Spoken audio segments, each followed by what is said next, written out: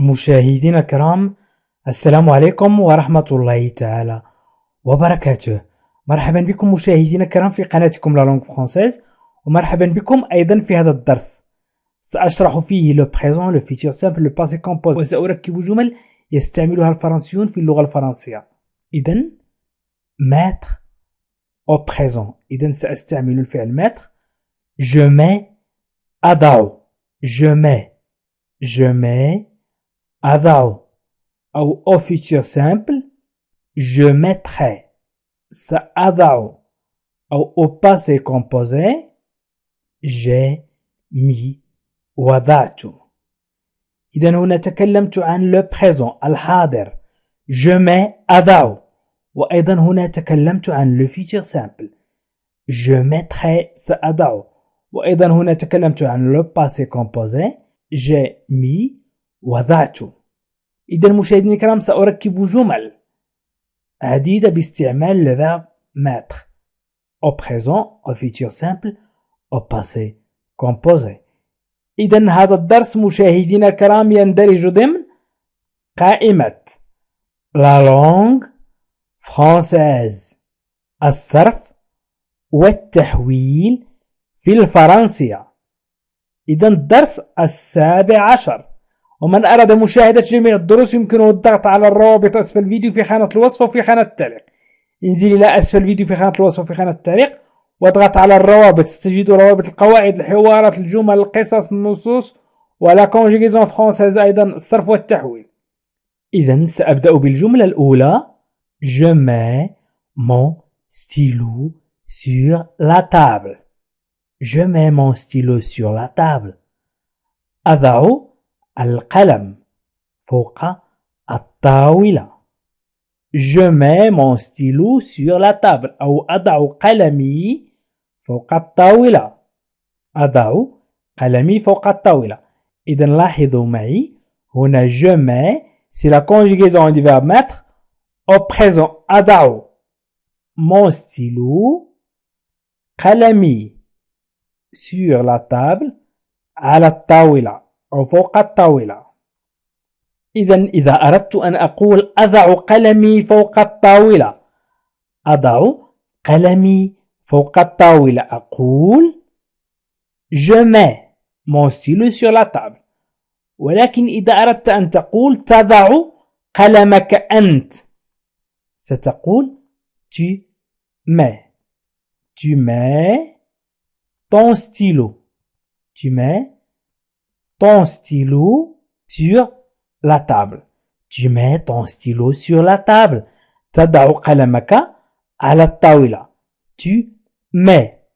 دائما نحن نتكلم عن الحاضر، ودائما هنا نتكلم عن la conjugaison du verbe mettre au présent. عندما تريد أن تقول هو يضع ستقول il met نحذف s. il met son stylo sur la table. il met son stylo sur la table. أو هي تضع قلمها فوق الطاولة ستقول elle met. إذا أردت أن تقول مثلا، أو أردت أن تقولي لزوجك أو زوجك يريد أن يقول لك هي تضع قلمها فوق الطاولة الآن، هي تضع قلمها فوق الطاولة الآن، سيقول أو ستقولين elle met son stylo sur la table. elle met son stylo sur la table. يمكن أيضا أن نقول نحن نضع nous mettons notre stylo sur la table. nous mettons notre stylo sur la table. نضع قلمنا فوق الطاولة. إذا أردت أن تتكلمي أنت وزوجك، أو أنت وأخيك، أو أنت وإخوانك، أو ما شابه، تريد أن تقول أننا نضع قلمنا فوق الطاولة، ستقول nous mettons notre stylo sur la table. أو يمكن أن تقول moi et Fatima, mettons notre stylo sur la table. Moi et Fatima, mettons notre stylo sur la table. إذن أنا وفاطمة نضع قلمنا فوق الطاولة. يمكن أن تقول vous أو يمكنك أن تقولي vous. إذن vous mettez votre stylo. Vous mettez votre stylo sur la table. Votre stylo أي قلمكم. Vous mettez votre stylo sur la table. إذن يمكن أن تقولي أو يمكن أن يقول vous mettez votre stylo sur la table. تضعون قلمكم فوق الطاولة. إذن يمكن أن نقول أيضا toi et Nihal مثلا. Toi et Nihal, mettez votre stylo sur la table. Toi et Nihal, mettez votre stylo sur la table. أي أنت ونهال تضعون قلمكم فوق الطاولة. إذن يمكن أن نقول هم ils mettent leur stylo. Ils mettent leur stylo sur la table.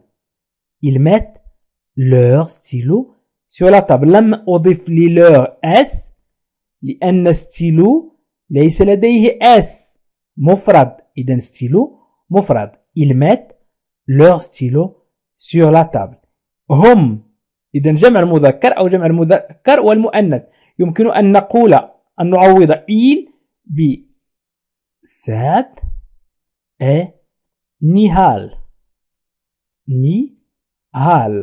إذن Saad et Nihal mettent leur stylo sur la table.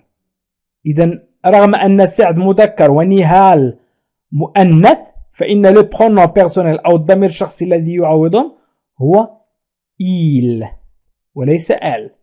سواء جمع المذكر أو جمع المذكر والمؤنث فنستعمل il. وبالنسبة لجمع المؤنث نستعمل elle met leur stylo sur la table. إذن جمع المؤنث لوحده لا يشوبه مذكر. إذن نقول جمع المؤنث السالم. مثلا نهال et نادية et فاطمة et عتيقة إذن أسماء عديدة.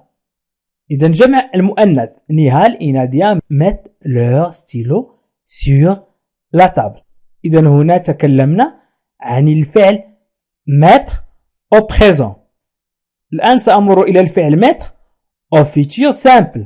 إذن إن نحن تكلمنا عن الفعل être au futur simple سنقول سأضع je mettrai مثلا الخبز le pain dans le four في الفرن.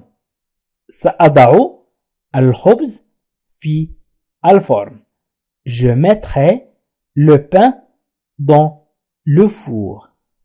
Je mettrai, c'est la conjugaison du verbe mettre au futur simple إلى المستقبل البسيط. تصريف الفعل يضع إلى المستقبل البسيط.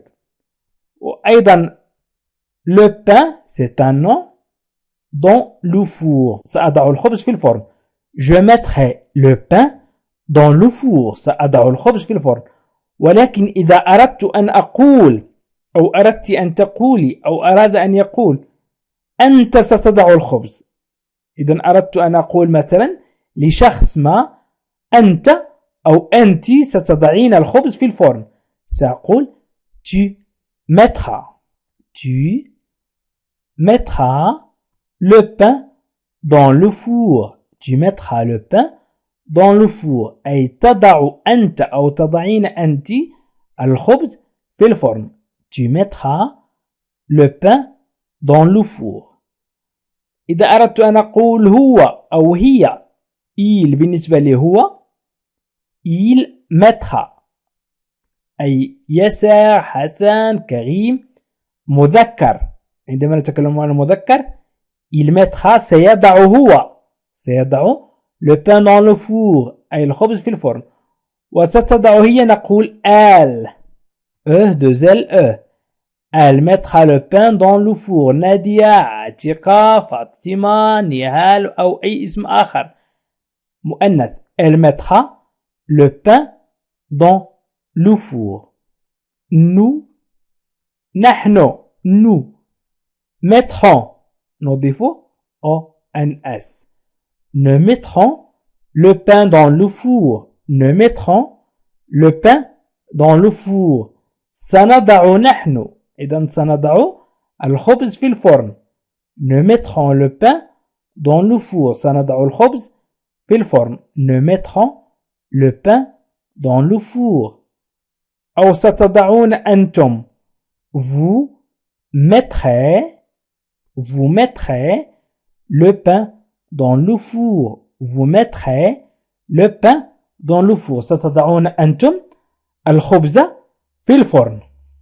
إذا يمكن أن نقول toi إنهال، toi إكريم، toi إفريد، أي أنتم جمع. هم سنقول ils mettront. لاحظوا معي ليس ONS بل ONT. Ils mettront le pain dans le four. Ils mettront le pain dans le four. سيضعون هم سيضعون الخبز في الفرن. Ils mettront le pain dans le four. يمكن أن نقول les enfants أو les parents أو les garçons mettront le pain dans le four. Les enfants mettront le pain dans le four. وبالنسبة les filles mettront le pain dans le four. أي الفتيات يضعن الخبز في الفرن. Les filles mettront le pain dans le four. الفتيات يضعن الخبز في الفرن. Les filles mettront le pain dans le four. إذن هنا تكلمنا عن le futur simple. إذن le verbe mettre au futur simple. الآن سأمر إلى le passé composé. إذن le verbe mettre au passé composé. J'ai mis trop de sel. J'ai mis trop de sel. وضعت العديد من الملح. J'ai mis trop de sel. وضعت العديد من الملح. إذن j'ai mis وضعت. في الماضي وضعت j'ai mis trop الكثير. هنا العديد ولكن سنكتب الكثير أفضل. de sel من الملح. j'ai mis trop de sel. وضعت الكثير من الملح أو العديد من الملح، ولكن الكثير هو المصطلح الصحيح، هي الترجمة الصحيحة. إذن الكثير trop. إذن j'ai mis trop de sel. إذن مي لن تتغير. مي لن تتغير، يعني عندما نقوم بتصريف الفعل ماتر إلى لو باسي كومبوزي، مي لا نغيره، فقط نغير l'auxiliaire avoir. j'ai mis trop de sel. إذا أردت أن أقول أنت أو أنت تضعين الكثير من الملح، ومن يضع الكثير من الملح فليكتب في التعليق أنا أضع الكثير من الملح. tu as mis trop de sel. tu as mis trop de sel. أنت تضعين الكثير من الملح. هو يضع الكثير من الملح. il a mis trop de sel. il a mis trop de sel. وضع الكثير من الملح. هو وضع الكثير من الملح. إذن يمكن أن نقول سعد a mis trop de sel. سعد a mis trop de sel. أو يمكن أن نقول سامرة أو لطيفة a mis trop de sel. إذن سامرة نعوضها بالpronom personnel elle بالضمير elle a mis trop de sel. وضعت الكثير من الملح. إذن لاحظوا أن مي لم أغير فيها أي شيء، فقط نغير الأوكسيليار أفوار المساعد يملكه. إذن nous avons mis trop de sel.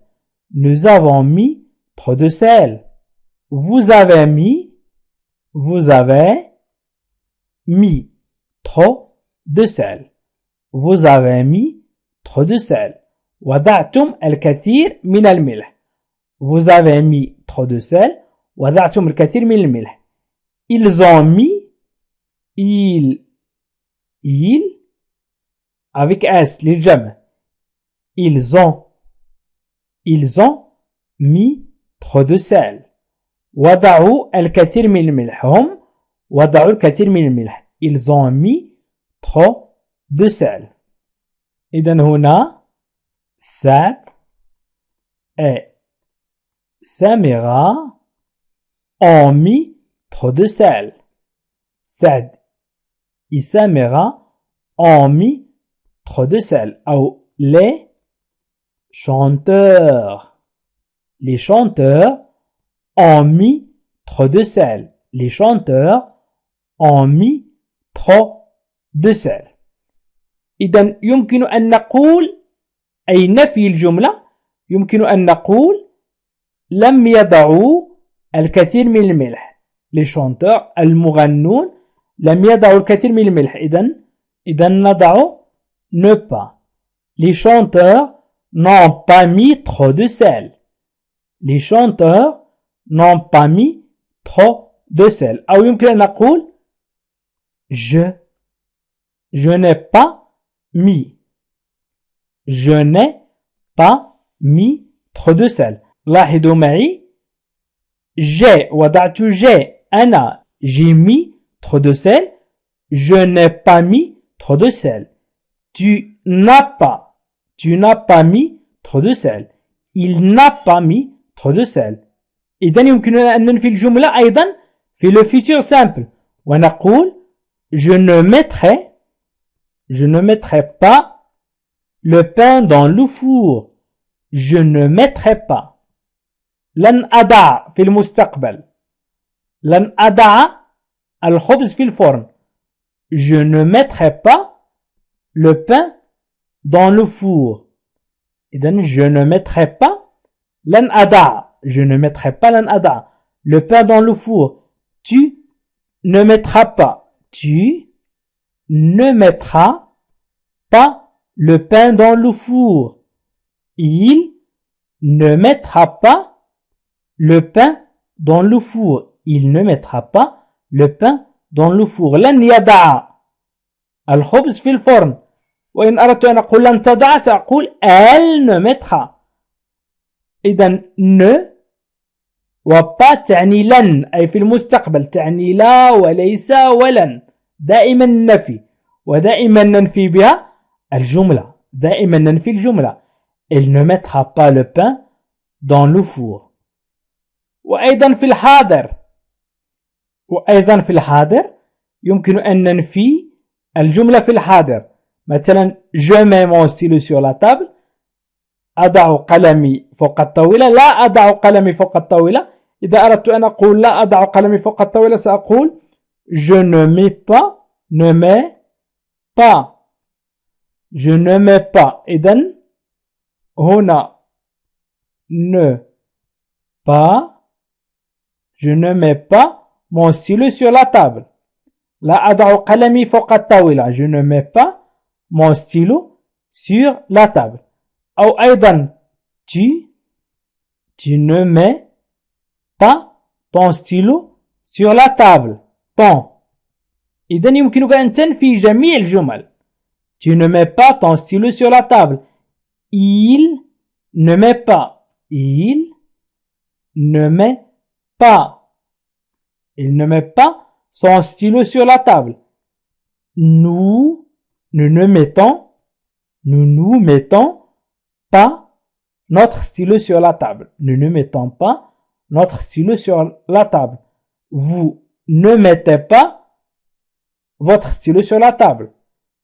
Il ne met pas leur stylo sur la table. Il للجمع. Il avec S. إذا مشاهدينا الكرام شرحت لكم le verbe mettre au présent, au futur, au passé composé. الآن أريد أن أرحب بمن التحق بنا مؤخرا.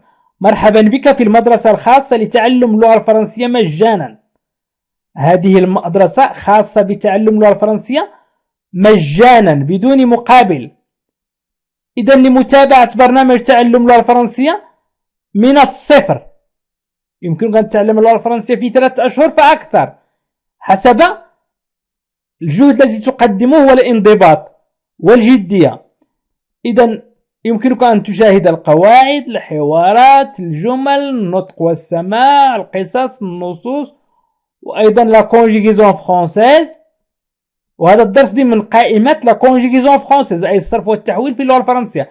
ستجد هذه الروابط أسفل الفيديو في خانة الوصف وفي خانة التعليق. ابحث في خانة الوصف وفي خانة التعليق تجد هذه الروابط، وهي مهمة جدا لتتعلموا اللغة الفرنسية بسهولة وبسرعة. وأيضا بالنسبة للمستوى المتوسط هناك برنامج لتعلم اللغة الفرنسية بالنسبة للمستوى المتوسط. وستجد في آخر الدرس الجمل الأساسية التي يستعملها الفرنسيون للتكلم باللغة الفرنسية. في آخر الدرس هناك جمل أساسية التي يستعملها الفرنسيون للتكلم باللغة الفرنسية. حاولوا أن تشاهدوها فهي مهمة جدا. وشكرا لكم مشاهدينا الكرام، وإلى لقاء آخر فيديو آخر إن شاء الله. عزيزي المشاهد، ادعمونا بالضغط على اشتراك وفعل الجرس ليصلك كل جديد، واضغط على جيم، وشكرا لكم.